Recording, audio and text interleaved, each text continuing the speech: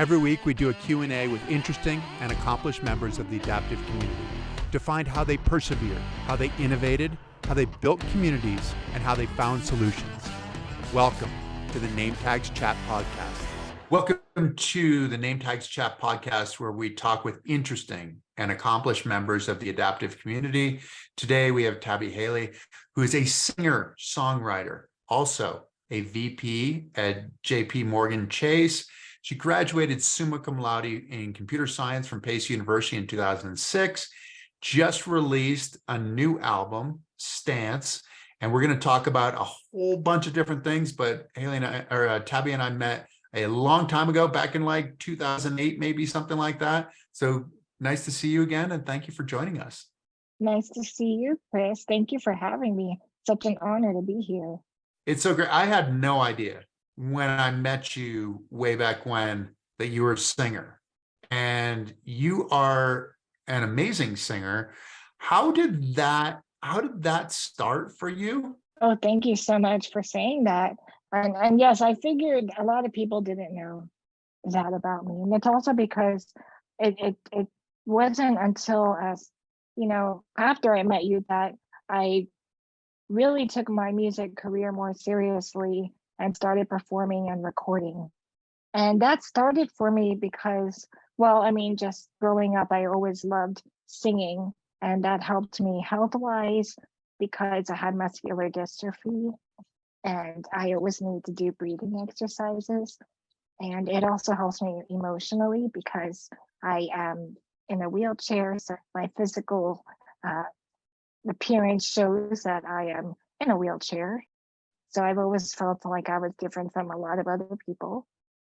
And yes, that's why I started always singing and then writing in high school and taking it seriously once I realized I'm writing really good music. So I want to perform them and share them with the world, and even write songs that people like myself who might have felt the same way growing up can relate to. I've read spinal muscular atrophy and muscular dystrophy. Are the two interchangeable? Is one correct? Did I read something incorrectly? Or no, you read correctly. Muscular dystrophy is the broader category of neuromuscular type diseases, and there are, to my knowledge, 42 kinds, and one of them is what I have, spinal muscular atrophy, SMA for short. And within that, there are even more types, and they type it by number. So I am type 2. And yeah, so that means most type 2s are like myself, who have never walked. And it is degenerative as well, right? Is that the nature of spinal muscular atrophy? Yes, it is degenerative.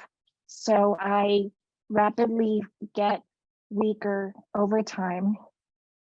And even though there has been breakthrough treatments in the past 5 years, and I am on them, it still gets worse for me physically. But I do my best to always be proactive to try to slow that progression, or sometimes I call it regression. Exactly, a regression, which brings you back to the music in some ways, because what I'm imagining with the music is that as a result of the spinal muscular atrophy, you were having to do therapy. But in some ways, the music, the singing, seems actually like you were playing. And so you were getting your therapy as you were playing, as opposed to just doing your therapy. Am I correct in that assumption? You are absolutely correct. And I was killing two birds with one stone. Actually, I remember doctors asking me to blow a candle as a way of exercising. They'd be like, why don't you blow a candle and then keep making the candle go further and further away from you? That's a way to force you to take a deep breath and exhale to the point where you can blow it out. And believe it or not, that was a challenge for me. And then to make it fun, they started saying, why don't you sing happy birthday, even though it's not your birthday every day, obviously. And I would do that. And I was like, you know what? I sing really well. I already knew that because when I was growing up, I would listen back to tapes.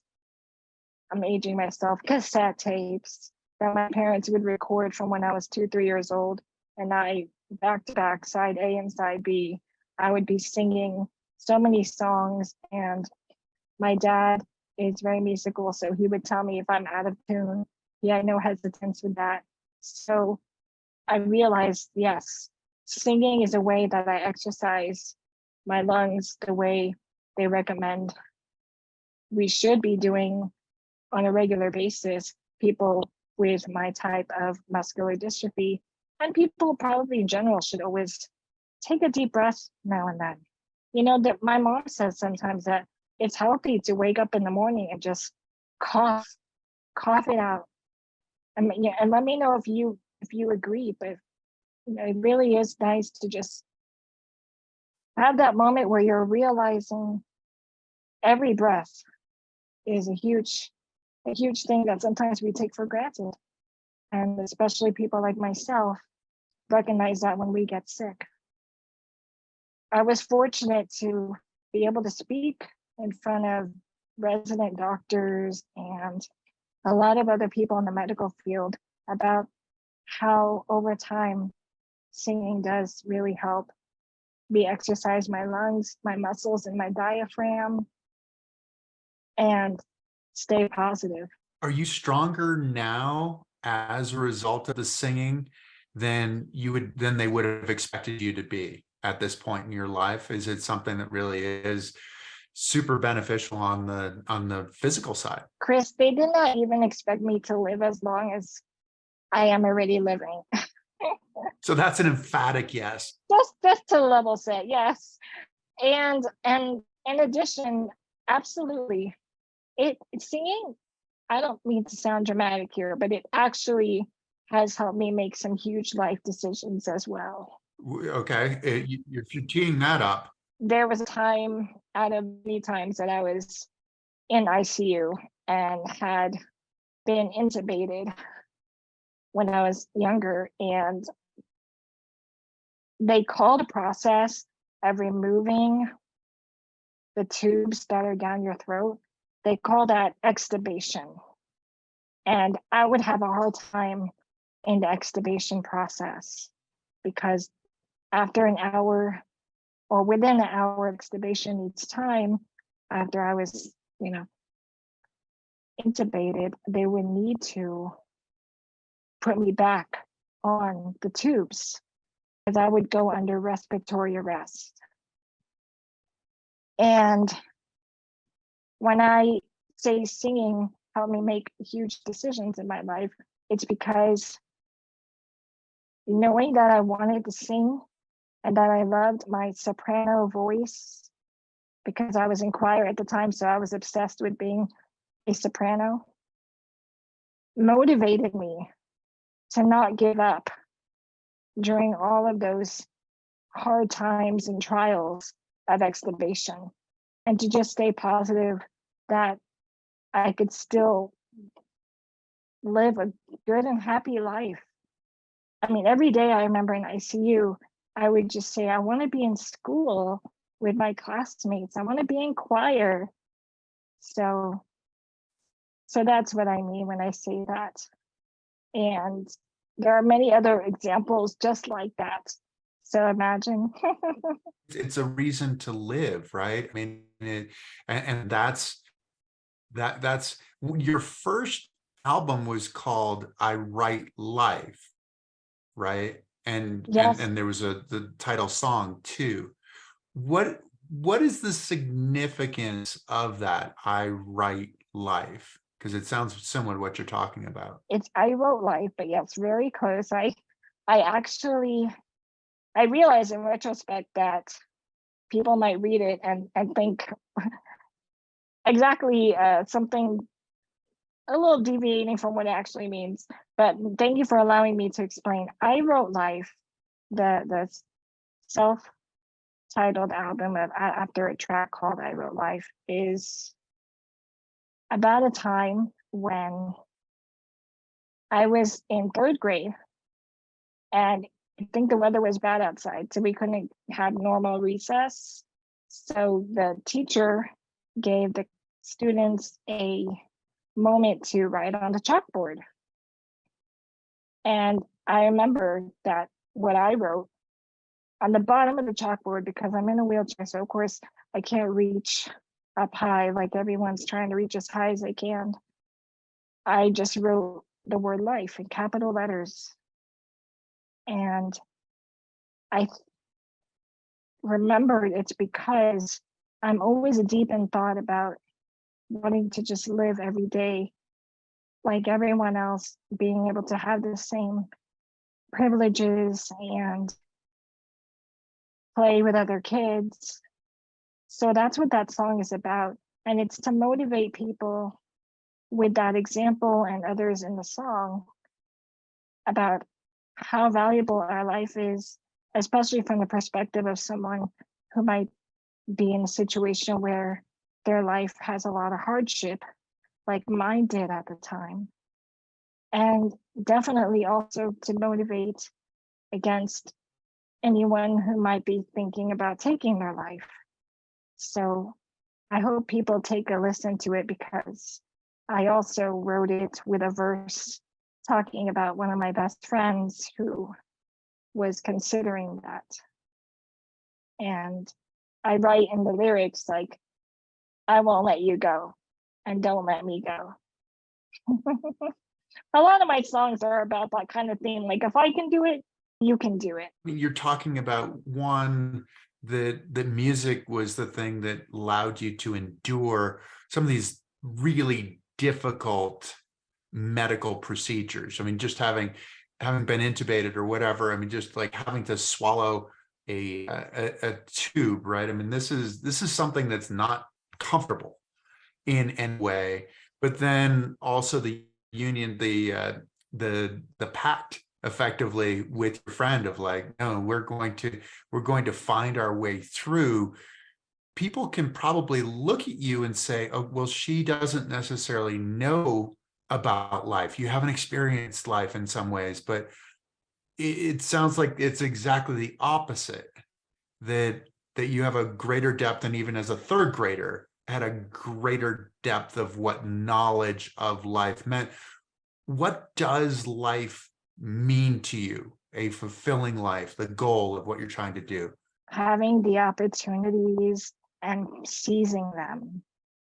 So being able to go to school, have a higher education, which is what I did, if that's what you want, and that's what I wanted.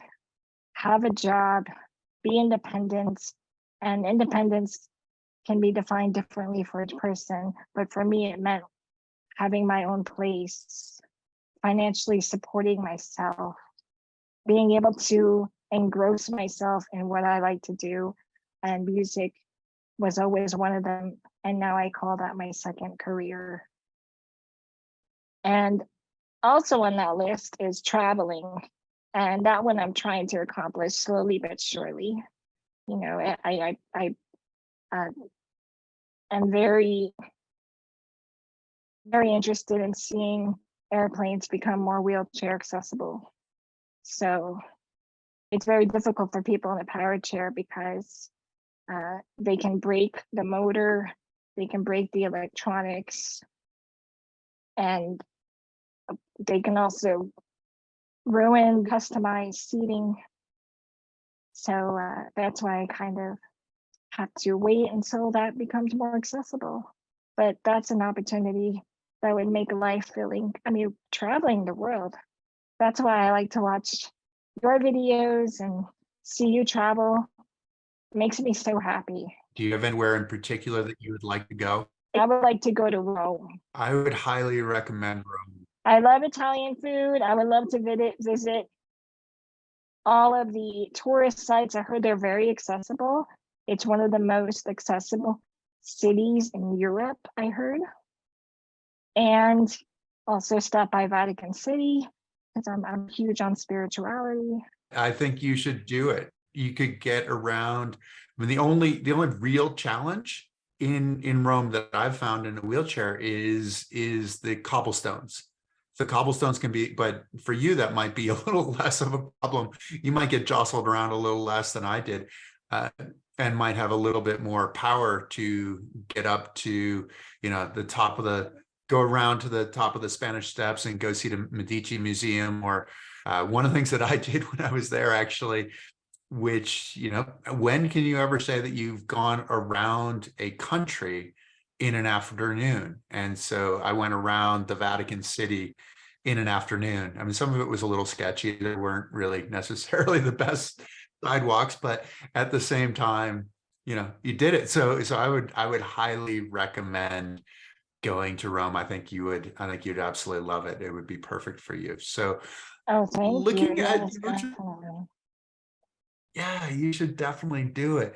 The music, it's interesting. I mean, do you sort of revel in the dichotomy of what people expect from you, and then they're blown away when they hear you sing?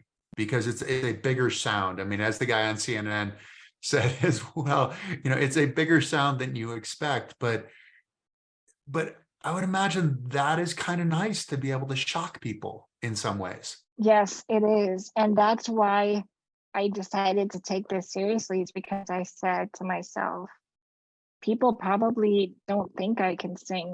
When they hear me say I like to sing, they're probably like, okay, that's great for you, but don't consider themselves as someone who would enjoy listening to me sing. So I was like, well, then you have to do it, Tabi. So I perform all around New York City, and I definitely get flattered when I hear comments like the one you mentioned from the CNN anchor about, wow, I didn't expect that big voice. I mean, I'm proud of the range I have, being able to sing high and low and hold notes and have vibrato. I definitely think, just like any artist, it's a craft that you can keep improving, but there are different ways I have to work at it than an average vocalist would, because of my strength. But I still think I keep getting better. I don't think age has made me get any worse, nor my muscles. That's why I'm so relieved that this second album, which you were talking about, is sounds so great to you, because it is the second album. It's not the first. It's your second album, and at the same time, you've worked with some amazing people. And I mean, you've sold out the Mercury, which has seen people like Radiohead, Lou Reed, and Joan Jett, and Jeff Yes. Buckley, and some of these kinds of people. I mean, this is some of the who's who of cool New York, and you are part of the who's who of cool New York. Who has been the coolest person that you've been able to work with? Have you been blown away by anyone? I can't pick a favorite, but I love it all. Like the producers being able to do what they do and allow me to bring out the emotion at the same time, perfect all of my pitches, and bring out the best in all the songs. To the engineers, the master engineer, who's Grammy Award winning and has worked on some famous soundtracks we're familiar with, such as like Home Alone. That's all amazing. And of course, the musicians. And they are just absolutely amazing. All of the elements they add. I hope you notice that there's a lot of different genre styles in my music. And the common theme is me and my catchy melodies and my voice and my style, how I sing my runs and such. But yes, I appreciate all of them. And this particular album, I'm also proud that I was able to bring in a good friend of mine who I've always wanted to sing with me. He's also in a power wheelchair. His name is Phil Barbetta, and is a touring musician here in the East Coast. So yes, all of them. I can't pick. How does this, I mean, the juxtaposition sometimes is to me really interesting of, as someone who cannot sing, I mean, I am entirely offensive as far as singing is concerned. I mean, it's like bad breath You're kind of also a deal. very humble person, so I don't know how much I believe. No, no, you should really believe me. You should really believe me. I can give you references. But that is kind of cool in some ways, in that there are a lot of us who just plain can't sing. But then for you, there are a lot of things that you don't do as easily as the average person might, but yet you're able to sing in a transcendent way. How do you reconcile that in your mind, or how do you see that interpreted in other people too? Isn't that amazing? It really shows that we have our gifts. That I'm just thinking about what you said there, about how we have different talents. And our superpowers in some ways, right? Absolutely. And we should be sharing it, which is why I'm doing that. And you do that. So yes, that's amazing. And I'm sorry, I'm so enamored with that thought. What was the question? The idea of there are things that you can't do, but yet you can do this other thing in such a, I mean, it's not like it's not Right, limited right. to this other thing, but the singing, we're talking about the singing right now, but you can sing so spectacularly.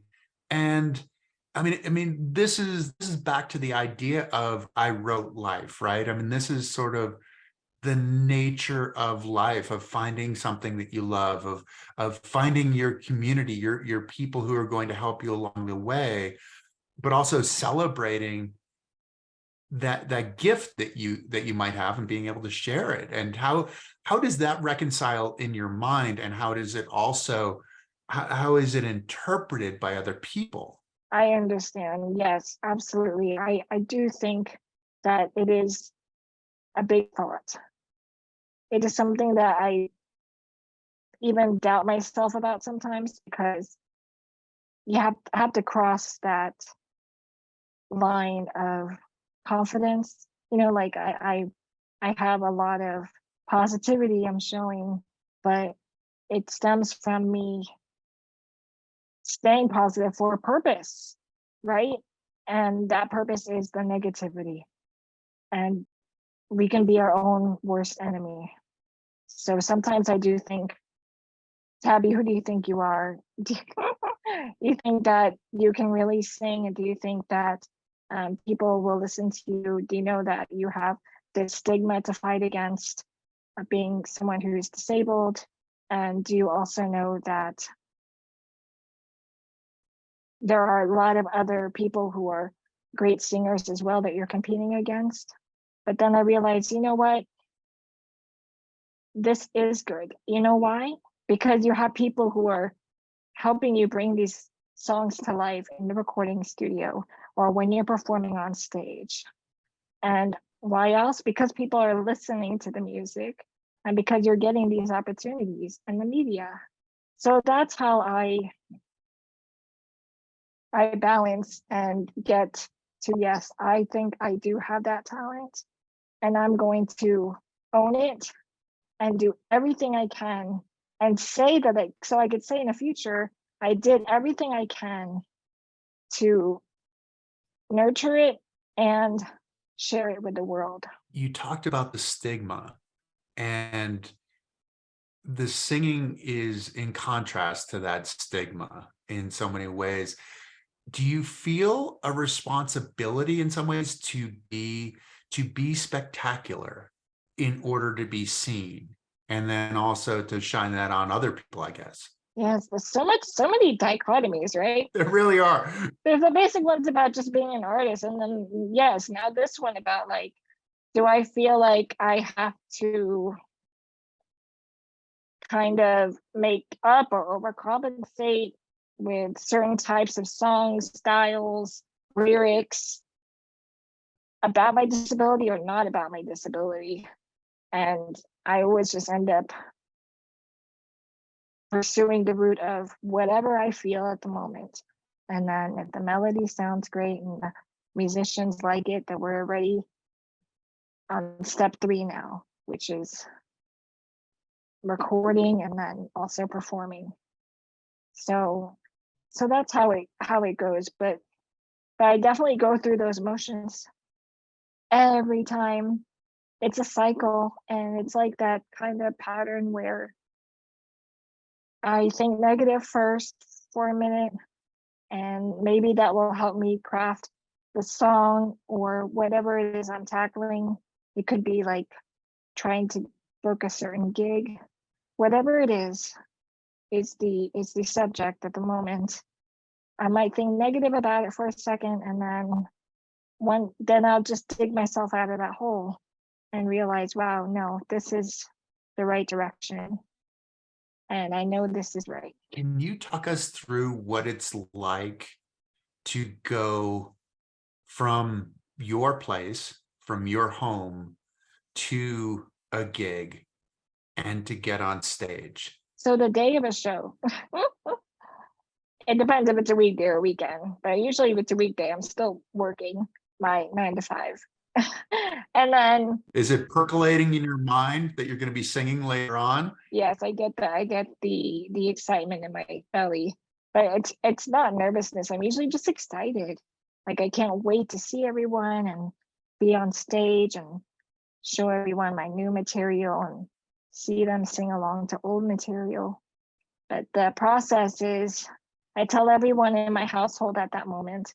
So I'll tell like my aide, my home health aide, for example, okay, 5 o'clock we're doing this, 5:30 is this, 6 o'clock is this, we're out the door at 6:30. Things like that. And then usually either someone in my house will drive me. I have a wheelchair van, or one of my musicians will come, take the train to my place, and then drive me. And then we bring all of our instruments and arrive at the venue for a sound check and do that sound check. And sometimes it's like a process because the stage might not be accessible. And actually, I shouldn't say might be, most of the time it's not. So then we know ahead of time, but we have to either get me lifted on stage or use a portable ramp that we either brought or the venue has. How much does your chair weigh? They tell me 400 pounds. 400 pounds. Yes. Each new chair, they keep telling me is heavier and heavier. You would think it would be the opposite, right? But it's the battery. It's nerve-wracking getting lifted and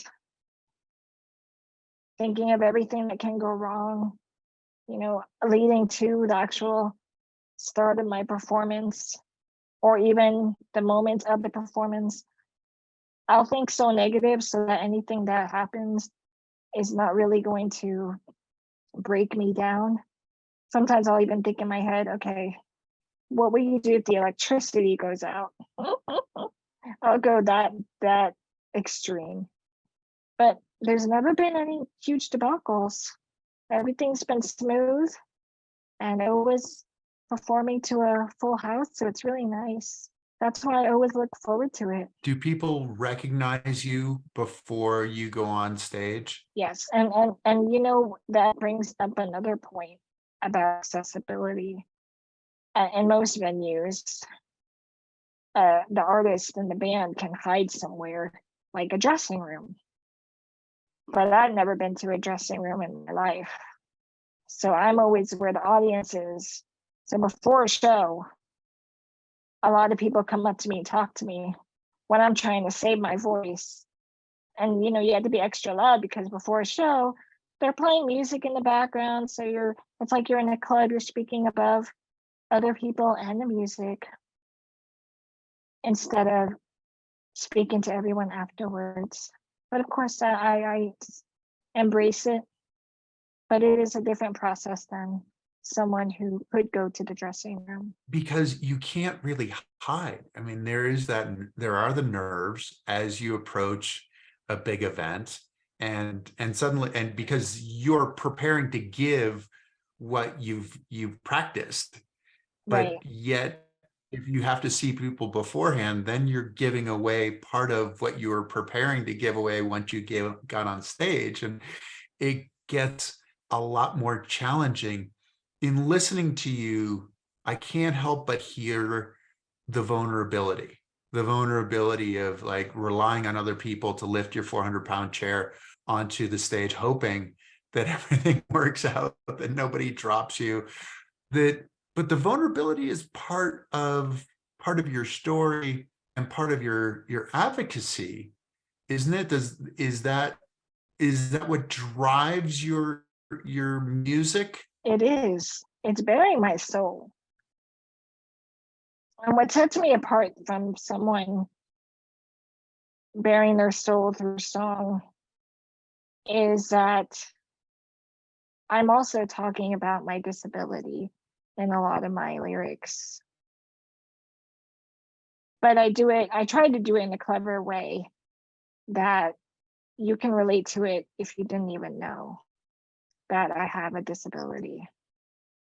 That's what makes the lyrical composition fun to do. Like I even have a song about dealing with home health aides. And I don't mean to say dealing like it in a negative way. I mean, I go through so many because they don't stay with you for life. The longest home health aide I've had with me was 12 years. I have one with me now going on 10, and the other one just past 5 years. So they're long term, but they still switch out.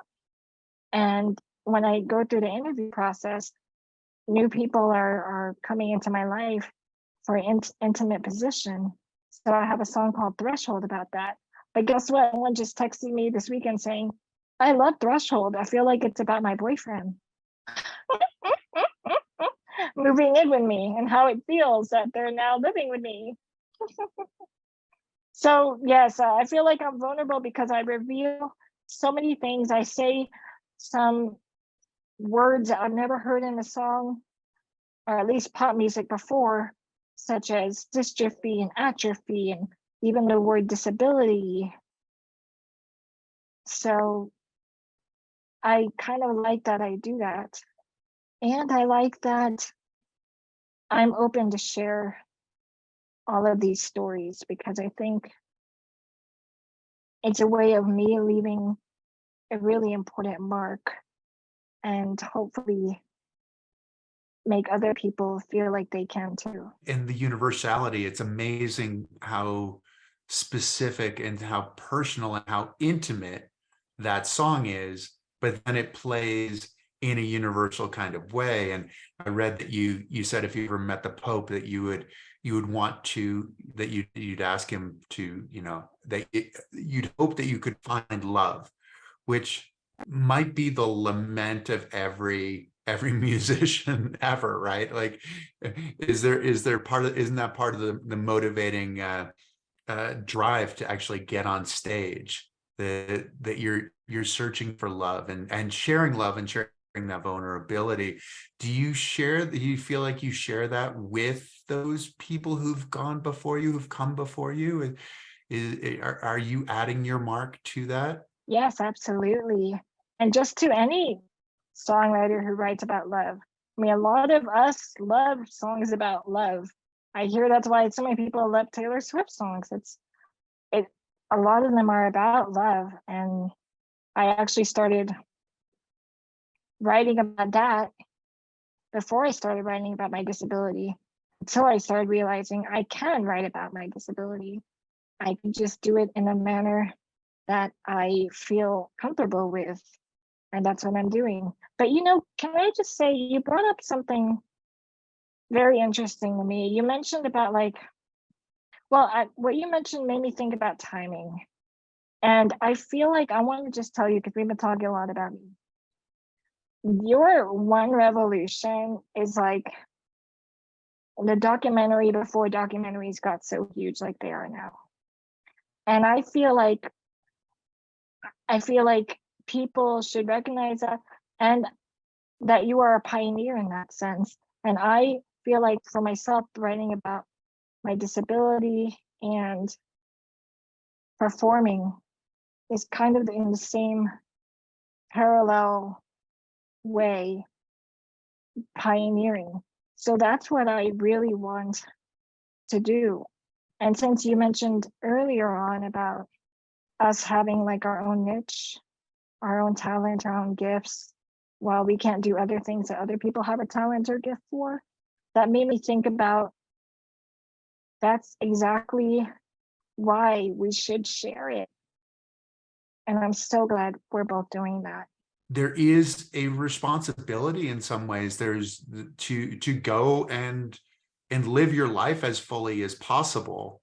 And in that, being a pioneer. And the lucky thing for us is that there are those people who came before us that we can stand on their shoulders and hopefully go higher, standing on the Right. shoulders of giants in a lot of ways. And the people who come behind us will stand on our shoulders. You're an advocate as well. When did you come to being an advocate? How old were you? I was 18.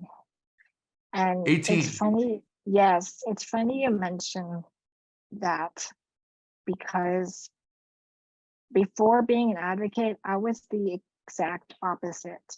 I was in denial about my disability. Not denial like I don't think, like I believe I can walk when I really cannot, but I was in denial that I was different and I did not want to. I guess all that time I was sick or in the hospital, I was just trying to focus on normal life, as whenever I was in the setting of normal life, such as being in school, instead of the hospital. So I did not want to associate myself with other people with a disability. And then when I turned 18 and moved out and went to a dormitory for college, I got a rude awakening that there was going to be some battles I would have to fight for me to get things I need to be in the classroom, to get to and fro from home, my dormitory, to school, and then to even get fair pricing. Fair pricing for what? For my dormitory. They wanted to charge me double because my home health aide was with me. There are many things I had to advocate for myself for, and that turned me into an advocate. I think prior to 18, my mom was the one doing it all, and I would watch her do it. But then when I was in college, mom's at work, living 60 miles away. Here I am, I need to speak up for myself. And that turned me into an advocate for myself. And then all of that energy gave me a charge to help others as well, like me. Did that happen at the same time, the idea of, okay, I'm fighting for myself, but I'm also helping others? Because sometimes the idea of helping others, it can be easier to fight for the group than it can be to fight for yourself. Did that dichotomy, back to the dichotomy idea, did that enter your mind? How did that work in your mind? It did. That definitely was something I thought about, because it's better if you have a crew with you or an army to fight against something. But I didn't always have people like myself, especially in my school, around. So that actually is why when I entered the workforce, I started a disability resource group, employee resource group focused on disabilities, and created my first ever group of people that I went person to person recruiting, as I learned that doing it myself was powerful, but I need to now find people like me. So I do believe that there are strength in numbers, but just like with our separate talents, our separate gifts that are innate within each of us, there are different people fighting for different causes. So I have so many that mean so much to me. Like I mentioned, like having accessible air travel or accessible venues for me to perform at. There's also people who maybe have other types of advocacy that they are focusing on. So collectively, it's great because we're going to make change. And individually, we have the separate focus of what means most to me. Oh, I wish there was a day, Chris, when there wasn't so many things that need battling. You have to But fight in a way, against. right? But in a way, it's good because it's an opportunity for us to step up. But there's just so many to step up. It's part of being an artist too, isn't it? Yes, it is. And you mentioned something earlier that also brought something to mind I forgot to say. And about when I'm performing, I actually have no problem being vulnerable on stage and saying, hold on, like not during a song, but in between songs. You know, artists sometimes banter, right? And when my musicians, let's say, are changing an instrument or switching guitars, I'll be like, okay, guys, I'm going to have a diva moment. Can someone come up here and fix my hand for me? And they will, and everyone will clap and they'll love it. So maybe that's something I'll bring as a trend. If I ever get to be on like a huge award stage or something, I can not hesitate if I need help to call out for help while not interrupting, of course, the artistry and the beautiful music, but to also not hesitate if I need someone to help me physically. Well, it's connecting with your audience too, but the idea of being out front as the musician or being the diva, you were pretty vulnerable in talking with the New York Times about dating. That's a pretty amazing sense of vulnerability. What was the driving force? What allowed you to get over what might be the inhibitions of talking about something that's so personal? You mean talking about something that my parents might read? and then worrying about There what is they're some gonna truth say. in that, sure. I'm not gonna lie, like it took a while before I shared it like on Facebook and such. Because it could kind of embarrassing to talk about romance sometimes so openly. But yes, I always think about the negative first, right? And then I think about the positive, and then the positive wins. So I realized that this is going to help other people look at people like me differently than they are now, which is sometimes a prejudice to think that we're not interested in romance or that we're not able to love or that we're not able to satisfy you physically, things of that nature, then yes, I'm going to be on this article because I know that it's important and it's bigger than me. And I have some funny stories to tell. Is the humor a necessary part of being able to talk about something that is so serious? Sometimes I can cry. Like I can cry on the spot right now if I think about certain things and start telling you about, like if I open a topic, within a minute I can cry. So yeah, humor is important. Crying is important too. But I think people maybe like sad songs, but I don't know. What do you think, Chris? Like speaking wise, do they like laughter more or sadness more? I know music wise sadness because I've asked people and I've seen people vote for a sad song over a happy song. That's an interesting question because yeah, I think that it's certainly in the musical side that the sad songs definitely there's a real power to them.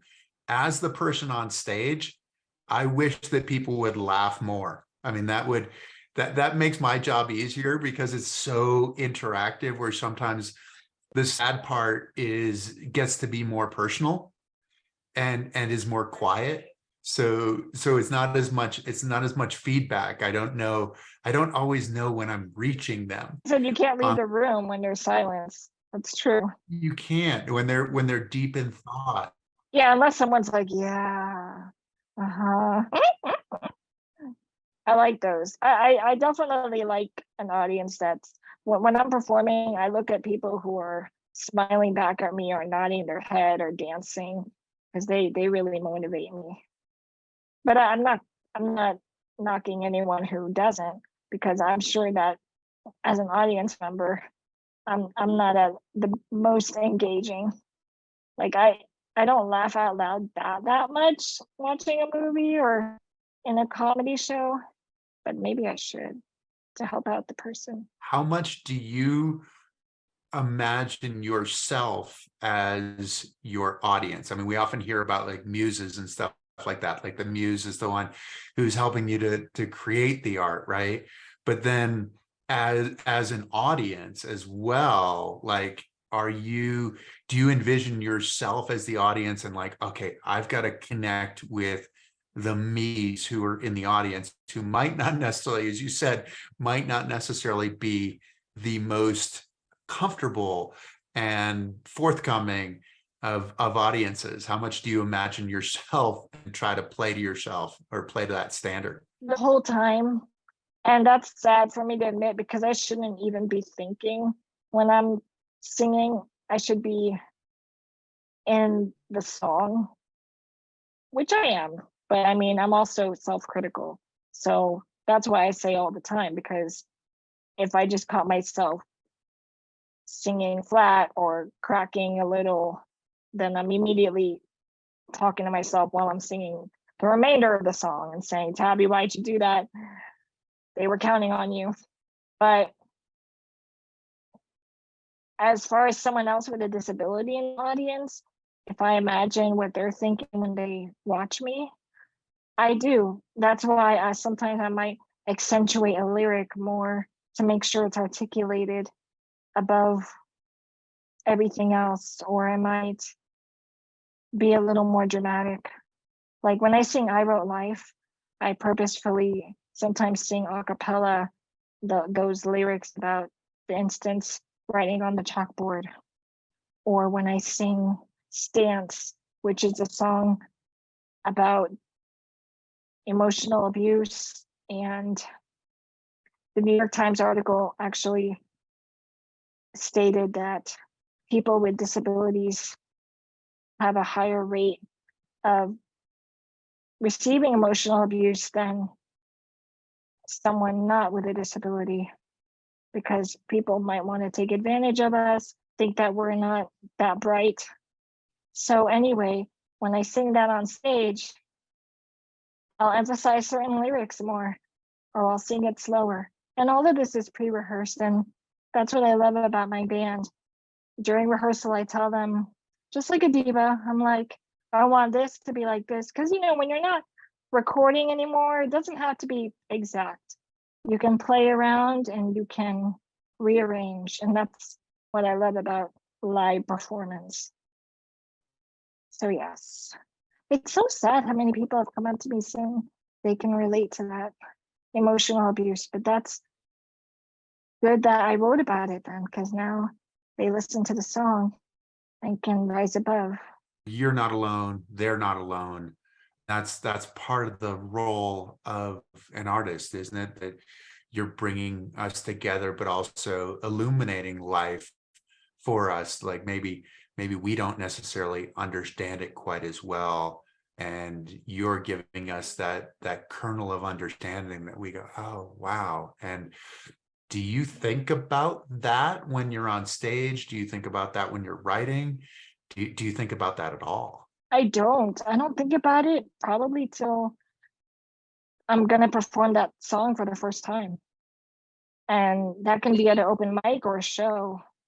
Because if I think about what someone else will think, it can really hinder my lyrics.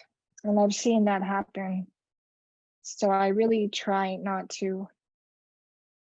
But it doesn't mean I don't go through drafts once I have thought about what people might think. I've definitely changed lyrics at the umpteenth hour because I've thought about what people might think about it and the repercussion. But then again, sometimes I don't change the lyric and I go, that's a negative thought, and I'll think positive and think of why I should not change the lyric or the song. Oh, but can I tell you when I do think about people a lot is when I'm deciding which songs will make the album cut. Because I have so many songs, I can make more albums right now, Chris. So I, of course, ask the band to vote. I give them like my top, let's say 15, and then I'll tell them, let's narrow it down. And then I start thinking, well, which one will people like the most? Let's try to make each track so good they can be a single. But that's a hard thing to do, isn't it? To figure out what people might like the best. I know. Because you're surprised, aren't you, sometimes? I am. And that's why I'm glad that what I do has been working so far.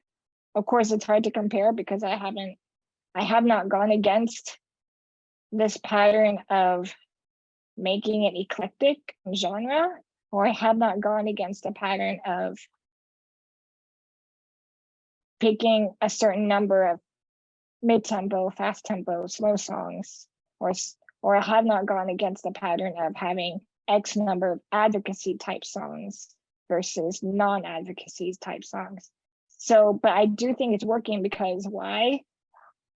I asked you what your favorite songs are. I ask everyone what their favorite song is after they've listened. And if I show you the tally, it's distributed almost equally.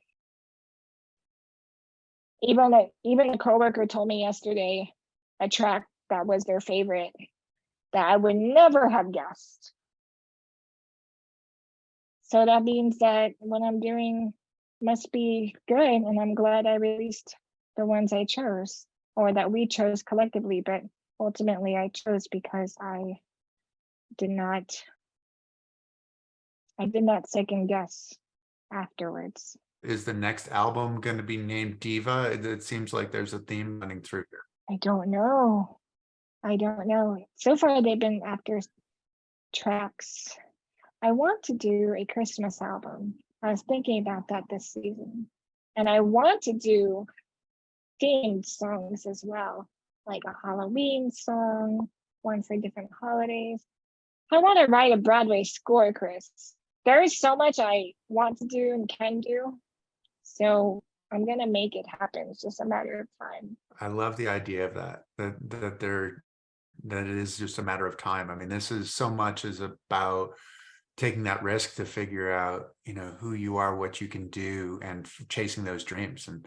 And I think you're empowering so many people in chasing their dreams. And we all need that. We all need that little help to go forward and be bold, really. And you're being amazingly bold. And not give up, and to believe in yourself. And you can indulge in the up and down as long as at the end you know that the positive way is going to help yourself and others. I really mean that. It sounds like so rehearsed, but I really mean that. Well, and the experience is giving you more fodder for songs as well, right? Yes. Which for the rest of us is that definition of being alive, really, that we have more experiences, we've experienced more, and we know when we're truly happy then. So thank you so much. I really appreciate you. Where can people find your music? I'm on all the streaming platforms like Spotify, Apple Music, but for the direct links, please go to my website, Tabi, TABI, NYC.com, TabiNYC.com has all the links to all their streaming platforms. And then the physical CD is also available on Amazon. Okay. You're going old school a little bit. I might even go more. We're thinking about vinyl, but we'll see.